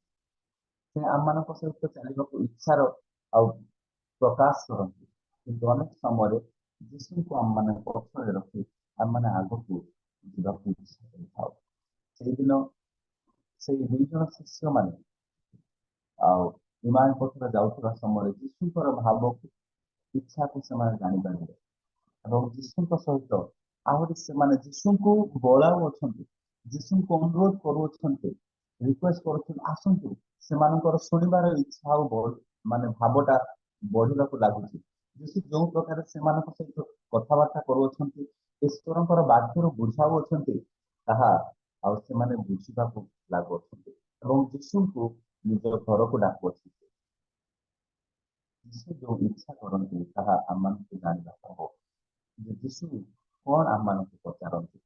ଯୀଶୁ ଖ୍ରୀଷ୍ଟ ସେଇଦିନ ଆଉ ଅନ୍ଧଙ୍କୁ ପଚାରିଲେ ମାର୍କ 10:51-52 ମୁଁ ତୁମ ନିମନ୍ତେ କଣ କରିବି ବୋଲି ତୁମେ ଇଚ୍ଛା କରୁଅଛ? ସେ ଅନ୍ଧଟି କହିଲେ, ମୁଁ ଯେପରି ଦେଖିପାରିବି। ପୁଣି ତାର 5 ପର୍ବରେ ଆମେ ଯୋହନ ତାର 5 ପର୍ବରେ ଆମେ ଦେଖିବାକୁ ପାଉଛୁ ଯେ ଯୀଶୁ ଖ୍ରୀଷ୍ଟ ଯେତେବେଳେ ସେଇ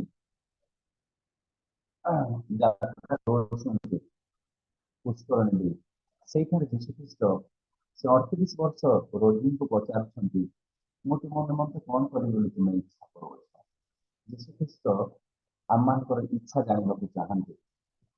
ଆମମାନେ ତାଙ୍କ ପ୍ରତି ଆଉ କି ପ୍ରତି ମନୋଭାବ ରଖୁଅଛୁ, ଆମର ଇଚ୍ଛା ସେ ଜାଣି ଆମ ପ୍ରତି ସେଇ ପ୍ରକାର ଆଶୀର୍ବାଦ କରିବେ। ସେଇଦିନ ଅନ୍ଧ ଲୋକଙ୍କୁ ପଚାରିଲେ, ଅନେକ ଜାଗାରେ ଯୀଶୁ ପଚାରନ୍ତି, ମୁଁ ତୁମ ପାଇଁ କଣ କରିବି ବୋଲି ତୁମେ ଇଚ୍ଛା କରୁଛ? ସେଇଦିନ ସେ ଇମାମ ପଥରେ ଯାଉଥିବା ଲୋକମାନଙ୍କ ନିକଟରେ ଯୀଶୁ ଖ୍ରୀଷ୍ଟ ସେ ନିଜର ଆଗ୍ରହ ଜଣାଉଅଛନ୍ତି, ଆଉ କିଛି ଦୂର ତୁମ ସହିତ ଯିବି। ଆଉ ସେମାନେ ଯୀଶୁଙ୍କ ପ୍ରତି ଉତ୍ତମ ପ୍ରତିକ୍ରିୟା ରଖିଛନ୍ତି। ଯୀଶୁ ଶିଷ୍ୟମାନଙ୍କୁ ପଚାରିଲେ, ଲୋକମାନେ ମୋ ବିଷୟରେ କଣ କହନ୍ତି? ମୁଁ କିଏ ବୋଲି ଲୋକମାନେ କଣ କହନ୍ତି? ସେମାନେ କହିଲେ, କେହି କହନ୍ତି ଆପଣ ଏଲିୟା, ଆପଣ ଭାବବାଦୀ ମାନଙ୍କ ମଧ୍ୟରୁ ଜଣେ। ଯୀଶୁ ଖ୍ରୀଷ୍ଟ ଶିଷ୍ୟମାନଙ୍କୁ ପଚାରିଲେ, ମୁଁ କିଏ ବୋଲି ତୁମମାନେ କଣ କହୁ? ପିତର କହିଲେ, ଆପଣ ଈଶ୍ୱରଙ୍କର ପୁତ୍ର ଖ୍ରୀଷ୍ଟ ଅଟନ୍ତି, ମସିହ। ତେଣୁ ଯୀଶୁ ଖ୍ରୀଷ୍ଟ ଜାଣିବାକୁ ଚାହାନ୍ତି ଆମେ ତାଙ୍କ ବିଷୟରେ କଣ ଭାବୁ। ସେ ଆଗ୍ରହୀ ଅଟନ୍ତି ଆମ ସହିତ ଚାଲିବା ପାଇଁ। ଜଣେ ପ୍ରଭୁଙ୍କର ଦାସ କହନ୍ତି, ଯଦି ଈଶ୍ୱର ଏବଂ ଆମଙ୍କ ମଧ୍ୟରେ 1000 ପାଦର ଆଉ ଦୂରତା ରହିଛି, ଆମେ ଯଦି ଗୋଟିଏ ପାଦ ବଢେଇ ଦଉ, ତାହେଲେ 999 ପାଦ ସେ ଆମମାନଙ୍କ ପ୍ରତି ବଢେଇବାକୁ ଆଗ୍ରହୀ ଅଟନ୍ତି। ତେଣୁ ଯୀଶୁ ଖ୍ରୀଷ୍ଟ ଆଗ୍ରହୀ ଅଟନ୍ତି ଆମମାନଙ୍କ ସହିତ ଯାତ୍ରା କରିବା। ଷଷ୍ଠ ବିଷୟ ହେଲା ଯୀଶୁଙ୍କ ପ୍ରତି ଆମର ପ୍ରତିକ୍ରିୟା କଣ ଅଟେ? ସେ ଯେ ଆମମାନଙ୍କ ସହିତ ଯିବାକୁ ଇଚ୍ଛା କରନ୍ତି, ଆମମାନଙ୍କର ପ୍ରତିକ୍ରିୟା କଣ ଅଟେ? ସେଦିନ ଶିଷ୍ୟମାନେ ଇମାମ ପଥରେ ଯାଉଥିବା କ୍ଲେୟଫା ଏବଂ ଆଉ ଜଣେ ଯୀଶୁଙ୍କୁ ବୋଳାଇଥିଲେ, ଅନୁରୋଧ କରିଥିଲେ, ପ୍ରଭୁ ଆମମାନଙ୍କ ସହିତ ଯୀଶୁଙ୍କୁ ସେମାନେ ଆମମାନଙ୍କ ସହିତ ଆସନ୍ତୁ, ଆମମାନଙ୍କ ଘରକୁ ଆସନ୍ତୁ ଏବଂ ଯୀଶୁଙ୍କୁ ଖାଇବା ନିମନ୍ତେ ମଧ୍ୟ ସେମାନେ ବୋଳାଇଥିଲେ। ଆଉ ସେଇଠାରେ ଯୀଶୁ ଖ୍ରୀଷ୍ଟ ସେମାନଙ୍କର ସହିତ ଭୋଜନରେ ବସିଲା ଉତ୍ତାରେ ସେ ରୋଟି ଘିନି ଆଶୀର୍ବାଦ କଲେ। ଦେଖନ୍ତୁ, ସେମାନେ ଯୀଶୁଙ୍କୁ ଚିହ୍ନି ପାରୁନାହାନ୍ତି, କିନ୍ତୁ ଯୀଶୁଙ୍କୁ ଅଧିକାର ଦେଉଛନ୍ତି ଯେ ରୋଟି ନିମନ୍ତେ ଆଶୀର୍ବାଦ କରିବା, ଭୋଜନ ନିମନ୍ତେ ଆଶୀର୍ବାଦ କରିବା। ଆମମାନଙ୍କର ପ୍ରତିକ୍ରିୟା ଆମମାନଙ୍କ ଜୀବନରେ କଣ ଅଛି? ଯେ ଯୀଶୁଙ୍କୁ ଆମମାନେ କିପରି ତାଙ୍କରି ଇଚ୍ଛା, ତାଙ୍କରି ଆଗ୍ରହ ଆମମାନଙ୍କ ପ୍ରତି ଯାହା ରହିଛି, ଆମେ କିପରି ଭାବରେ ତାଙ୍କ ପ୍ରତିକ୍ରିୟା ଦେଉଛୁ। ଏଇଠାରେ ଇମାମ ପଥରେ ଯାଉଥିବା ଆଉ ଯୀଶୁଙ୍କ ସହିତ ଯାଉଥିବା ଶିଷ୍ୟମାନେ ସେମାନେ ଅନୁରୋଧ କରୁଛନ୍ତି ଯୀଶୁଙ୍କୁ ଗୃହ ମଧ୍ୟକୁ ନେବାକୁ। ତେଣୁ ଯୀଶୁ ଖ୍ରୀଷ୍ଟ କହିଲେ, ପ୍ରକାଶିତ 3:2, ମୁଁ ଦ୍ୱାର ନିକଟରେ ଆଘାତ କରୁଅଛି, ଯଦି କେହି ମୋର ସ୍ୱର ଶୁଣି ତାହା ଖୋଲିଦିଏ, ତାହେଲେ ମୁଁ ଗୃହ ଭିତରେ ପ୍ରବେଶ କରିବି ଆଉ କଣ କରିବି, ମୁଁ ତାଙ୍କ ସହିତ ବସି ଭୋଜନ କରିବି। ତେଣୁ ମୋର ପ୍ରିୟ ପ୍ରଭୁଙ୍କର ଦାସ, ପ୍ରଭୁ ଯୀଶୁ ଖ୍ରୀଷ୍ଟ ଚାହାନ୍ତି ଆମମାନେ ଯେପରି ତାଙ୍କୁ ଆମେ ଆହ୍ୱାନ ନ କରୁ, ଆମମାନଙ୍କ ଜୀବନ ମଧ୍ୟକୁ ଆହ୍ୱାନ କରୁ, ଆମମାନଙ୍କର ପରିବାର ଆମମାନଙ୍କୁ ଆହ୍ୱାନ କରୁ ଏବଂ ସେ ଆମମାନଙ୍କ ସହିତ ବସି ଭୋଜନ କରିବେ। ସେଇଦିନ ତାଙ୍କରି ଆଗ୍ରହ ସେ ଶିଷ୍ୟମାନେ ଜାଣିପାରିଥିଲେ ଏବଂ ଗୃହ ମଧ୍ୟକୁ ଆହ୍ୱାନ କରୁଅଛନ୍ତି। ଆମମାନେ ସପ୍ତମ ବିଷୟ ଦେଖିବା 30 ଏବଂ 30ରୁ 32 ପଦ। ଯୀଶୁ ଖ୍ରୀଷ୍ଟ ଆଉ ସେମାନଙ୍କ ସହିତ ଭୋଜନରେ ବସିଲା ଉତ୍ତାରେ ସେ ରୋଟି ଘିନି ଆଶୀର୍ବାଦ କଲେ, ପୁଣି ତାହା ଭାଙ୍ଗି ସେମାନଙ୍କୁ ଦେବାକୁ ଲାଗିଲେ। ତହିଁରେ ସେମାନଙ୍କ ଚକ୍ଷୁ ଉନ୍ମୁକ୍ତ ହେଲା ଓ ସେମାନେ ତାହାଙ୍କୁ ଚିହ୍ନିଲେ, ଆଉ ସେ ସେମାନଙ୍କ ଦୃଷ୍ଟିରୁ ଅନ୍ତର୍ହିତ ହେଲେ। ଏଇଠାରେ ଆମମାନେ ଦେଖିବାକୁ ପାରୁଅଛୁ ଯେ ଯୀଶୁ ଖ୍ରୀଷ୍ଟଙ୍କୁ ଗୃହକୁ ଆହ୍ୱାନ କରିବା ପରେ, ଯୀଶୁ ଖ୍ରୀଷ୍ଟଙ୍କର ବାକ୍ୟକୁ ଶୁଣିବା ପରେ ଯୀଶୁ ଖ୍ରୀଷ୍ଟ କଣ କରନ୍ତି? ସେମାନଙ୍କର ଆତ୍ମିକ ଚକ୍ଷୁକୁ ଉନ୍ମୁକ୍ତ କରନ୍ତି। 31 ପଦରେ ଲେଖାଯାଏ, ତହିଁରେ ସେମାନଙ୍କର ଚକ୍ଷୁ ଉନ୍ମୁକ୍ତ ହେଲା ଓ ସେମାନେ ତାହାଙ୍କୁ ଚିହ୍ନିଲେ, ସେ ସେମାନଙ୍କ ଦୃଷ୍ଟିରୁ ଅନ୍ତର୍ହିତ ହେଲେ। ମଧ୍ୟ ପ୍ରଭୁଙ୍କର ଦାସଦାସୀ ଆମମାନେ ଦେଖିବାକୁ ପାରୁଅଛୁ ଈଶ୍ୱରଙ୍କର ବାକ୍ୟ ଆମମାନଙ୍କର ଆତ୍ମିକ ଚକ୍ଷୁକୁ ଉନ୍ମୁକ୍ତ କରିବା।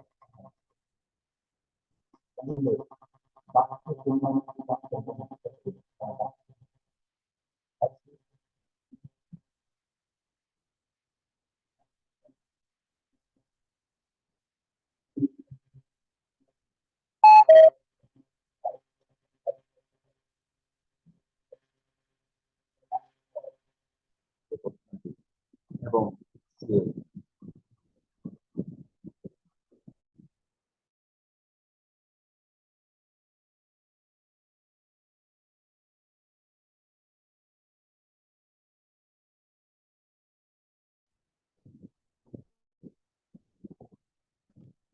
ଖ୍ରୀଷ୍ଟ ଆଉ ସେଇଦିନ ଯେତେବେଳେ ନପୁଂସକ ବୁଝିପାରୁନାହାନ୍ତି ଆଉ ପବିତ୍ର ଆତ୍ମାଙ୍କ ସାହାଯ୍ୟରେ ଫିଲିପ ଯାଇ ତାଙ୍କୁ ବୁଝାଉଛନ୍ତି। ବାକ୍ୟ ଆମମାନଙ୍କର ଜ୍ଞାନ ଚକ୍ଷୁକୁ ଉନ୍ମୁକ୍ତ କରେ, ଆତ୍ମିକ ଚକ୍ଷୁକୁ ଉନ୍ମୁକ୍ତ କରେ। ଯୀଶୁ ଖ୍ରୀଷ୍ଟ ବାକ୍ୟ ଦ୍ୱାରା ଆଉ ସେଇ ଦୁଇ ଜଣଙ୍କର ଆତ୍ମିକ ଚକ୍ଷୁକୁ ଉନ୍ମୁକ୍ତ କରୁଅଛନ୍ତି। କାରଣ ଈଶ୍ୱର ହିଁ ଅଟନ୍ତି ଯେ କି ଆମମାନଙ୍କୁ ଆକର୍ଷଣ କରନ୍ତି। ଯୋହନରେ ଯୀଶୁ ଖ୍ରୀଷ୍ଟ କହନ୍ତି, ଯୋଉ ଲିପି ସୁସମାଚାର ତାର 6 ପର୍ବର 44ରେ, ଈଶ୍ୱର ଯଦି ଆକର୍ଷଣ ନ କରନ୍ତି ତାହେଲେ କେହି ତାଙ୍କ ନିକଟକୁ ଆକର୍ଷିତ ହେବେ ନାହିଁ। ସେଇଦିନ ଯୀଶୁ ଖ୍ରୀଷ୍ଟ ଆଉ କଣ କରୁଅଛନ୍ତି? ସେଇ ଶିଷ୍ୟମାନଙ୍କର ଆତ୍ମିକ ଚକ୍ଷୁକୁ ଉନ୍ମୁକ୍ତ କରୁଅଛନ୍ତି ଏବଂ ସେମାନଙ୍କୁ ଆକର୍ଷଣ କରୁଅଛନ୍ତି। ଯୀଶୁ ଖ୍ରୀଷ୍ଟ କହିଲେ, ମୋର ପ୍ରେରଣକର୍ତ୍ତା ପିତା ଯାହାଙ୍କୁ ଆକର୍ଷଣ କରନ୍ତି କେବଳ ସେ ମୋ ନିକଟକୁ ଆସିପାରେ ଆଉ ମୁଁ ଶେଷ ଦିନରେ ତାହାକୁ ଉତ୍ଥାପନ କରିବି। ପ୍ରେରଣକର୍ତ୍ତା ଈଶ୍ୱର ହିଁ ଆକର୍ଷଣ କରିପାରନ୍ତି ଆଉ ସେ ଯାହାଙ୍କୁ ଆକର୍ଷଣ କରନ୍ତି ସେ ହିଁ ଯୀଶୁଙ୍କ ନିକଟକୁ ଆସିପାରେ। ଏଇଠାରେ ଯୀଶୁ ଖ୍ରୀଷ୍ଟ ସେ ଦୁଇ ଜଣକୁ ଆକର୍ଷଣ କରୁଅଛନ୍ତି ଏବଂ ସେମାନଙ୍କର ଆତ୍ମିକ ଚକ୍ଷୁ ଉନ୍ମୁକ୍ତ ହେଉଅଛି। ଆମମାନେ ଶେଷ ବିଷୟ ଦେଖିବା ଯେ ଇମାମ ପଥରେ ଯାଉଥିବା ଶିଷ୍ୟମାନେ କିମ୍ବା ଆମମାନେ ଯେଉଁମାନେ ଯୀଶୁ ଖ୍ରୀଷ୍ଟଙ୍କୁ ବିଶ୍ୱାସ କରୁ ବା ଖ୍ରୀଷ୍ଟିଆନ ଜୀବନ ଯାପନ ଆମମାନେ କରୁଅଛୁ, ଏକ ବିଶ୍ୱାସୀ ଅଟୁ, ଆମମାନଙ୍କର କର୍ତ୍ତବ୍ୟ ସେଇଦିନ ଇମାମ ପଥରେ ଯାଉଥିବା ଦୁଇ ଶିଷ୍ୟମାନେ ସେମାନେ ଯୀଶୁଙ୍କୁ ଜାଣିବା ପରେ, ଚିହ୍ନିଲା ପରେ, ଯୀଶୁ ଖ୍ରୀଷ୍ଟ ଯେତେବେଳେ ଅନ୍ତର୍ହିତ ହେଇଯାଉଅଛନ୍ତି ସେଇଠାରେ ସେମାନେ କଣ କରୁଅଛନ୍ତି? ଆମମାନେ ଦେଖିବା 32 ପଦରୁ 35 ପଦରେ। ସେଥିରେ ସେମାନେ ପରସ୍ପର କହିଲେ, ଯେତେବେଳେ ପଥ ମଧ୍ୟରେ ସେ ଆମମାନଙ୍କ ସାଙ୍ଗରେ କଥାବାର୍ତ୍ତା କରୁଥିଲେ ଓ ଆମମାନଙ୍କୁ ଧର୍ମଶାସ୍ତ୍ର ବୁଝାଉଥିଲେ ସେତେବେଳେ କଣ ଆମମାନଙ୍କ ହୃଦୟ ଉତ୍ତପ୍ତ ହେଉନଥିଲା? ଆଉ ସେମାନେ ସେହି ଦଣ୍ଡରେ ଉଠି ଜେରୁସାଲେମକୁ ବାହୁଡ଼ି ଯାଇ ସମବେତ ହୋଇଥିବା ଏକାଦଶଙ୍କୁ ସେମାନଙ୍କ ସଙ୍ଗୀମାନଙ୍କୁ ଦେଖିଲେ। ସେମାନେ କହୁଥିଲେ, ପ୍ରଭୁ ନିଶ୍ଚୟ ଉଠି ଅଛନ୍ତି ଓ ସେମାନଙ୍କୁ ଦର୍ଶନ ଦେଇଅଛନ୍ତି। ଆଉ ସେମାନେ ମଧ୍ୟ ବାଟର ସମସ୍ତ ଘଟଣା ଓ ରୋଟି ଭାଙ୍ଗିବାର ଓ ସେ କିପରି ସେମାନଙ୍କ ଦ୍ୱାରା ଚିହ୍ନା ଗଲେ ସେଇ ସବୁ ବର୍ଣ୍ଣନା କରିବାକୁ ଲାଗିଲେ। ମୋର ପ୍ରିୟ ପ୍ରଭୁଙ୍କର ଦାସଦାସୀ, ମୋର ଅଷ୍ଟମ ବିଷୟ ମୁଁ ରଖିବାକୁ ଚାହିଁବି ପଏଣ୍ଟ, ଆମେ କଣ ପୁନରୁତ୍ଥିତ जीशु को प्रचार करने को आग्रही थे पुनरुत्थित जीशु को प्रचार करने उद्यत से दिन इमाय पथरे जाउथिबा शिष्य माने अंधार होउथिबा समय जीशु को जे माने बळाउ अछंती आ अनुरोध करूछंती जे आम घरे रहिबा पय से माने जेते बेले जीशु को जानि पारो अछंती सेही समय रे वाक्य रे लेखा जाय सेही दंड रे सेही समय रे से माने राता राती अंधार हो अछि तथापि से माने जेरूशलेम को बाहुडी जाउ अछंती जीशु को से माने चिन्हि पारिले जीशु को जानि पारिले जीशु पुनर्थित होई अछंती सेही दिन जेपरि मगदलनी मरियम जीशुଙ୍କର पुनर्थान जानिबा परे से दौड़ी जे शिष्य माननकु जे जणा अछंती जीशुଙ୍କର पुनर्थान रो प्रथम वार्ता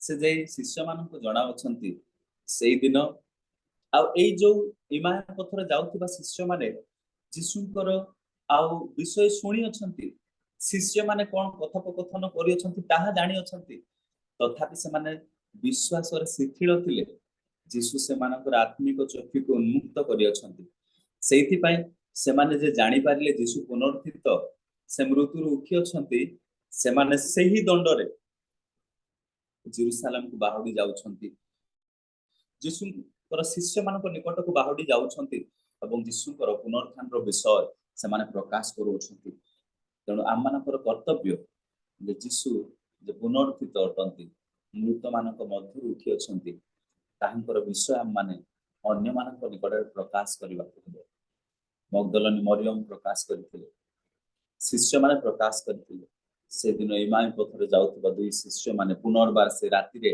संगे संगे बाहुडी जाई प्रकाश करूछंती तेणु जीशु ख्रीष्ट आम मानकु दायित्व देई अछंती जे आम माने तांकरी साक्षी हेबा शिष्य मानकु दायित्व देले जेरूशलेम रु यहूदा प्रदेश समीरण पुणी पृथ्वीर आ प्रांत पर्यंत तांकरी साक्षी हेबा निमंते से शिष्य मानकु प्रेरित तार एक पर्वर 8 पदरे आउ कहिले तुम माने मोर साक्षी हेबो से दिन इमाय पथरे जाउथिबा शिष्य माने प्रथमे जीशु को चिन्हि पारि नाहंती तांको विषय जानि अछंती किंतु चिन्हि पारि नाहंती जीशु को विषय सुनि अछंती किंतु बुझी पारु नाहंती से माने समस्त जानिबा सत्वे जागतिक भाबरे से मानकर आशा रहउची से माने देखुचंती किंतु देखि पारु नाहंती जीशु से मानक सहित चालिबा को इच्छा प्रकाश करूछंती एवं से माने जीशु को सहित आउरी किछि दूर चालिबा को जीशु को बळाउ अछंती निज घर को अनुरोध करूछंती जीशु को डाको अछंती तेणु जीशु से मानन को वाक्य द्वारा से मानकर आत्मिक चक्षु को उन्मुक्त करू अछंती एवं से माने जीशु को देखि पारुछंती देखिबा परे से माने जीशुଙ୍କର पुनरुत्थान जीशु ख्रीष्टଙ୍କର साक्षी हे पारु अछंती तेणु आज आम मानक ए वाक्य पुनरुत्थित जीशुଙ୍କର साक्षी हेबाकू आउ आज्ञा करे प्रकाश करे प्रभु माने प्रत्येकଙ୍କୁ आशीर्वाद करंतु पुणी पुनरुत्थित जीशुଙ୍କର साक्षी हेबाकू साहाय्य करंतु ए सुंदर समय देइथिबा हेतु रियल मिनिस्ट्री रो परिचालक पीटर आज्ञा को पुणी उपस्थित होइथिबा प्रत्येकଙ୍କୁ धन्यवाद एवं नमस्कार जणाय धन्यवाद थैंक यू सर धन्यवाद आज उत्तम वाक्य प्रदान करछन्ते प्रभु आपनको आशीर्वाद करंतु जहा कि अनेक विषय प्राय 8टा विषय कहि गेले जहा कि आशा करूछु सुनुछु देखुछु ए समस्त विषय ए पर 8टी विषय मन कहि गेले आ बहुत सुंदर भाबरे व्याख्या करि अछन्ती मु निश्चय जानो समस्त बुझी पारि अछन्ती बोली आमे एई समय रे वाक्य निमंते प्रार्थना करिबा मो वाक्य को दोहराउ नाही आ एई समय रे आमानक मध्य रे विनोद पाल अछन्ती प्रार्थना करिवे आ वाक्य निमंते एवं उपस्थित समस्त निमंते आ सेही परि आमानकर एसके जना अछन्ती शेष आशीर्वाद इच्छा करिवे आ एई समय रे प्रार्थना रो अनुरोध कोन रहि अछि कि हस्त आज्ञा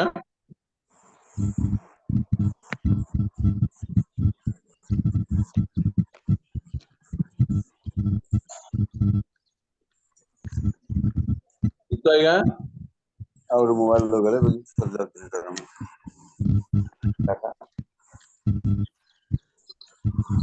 ଠିକ ଅଛି, ଆମମାନେ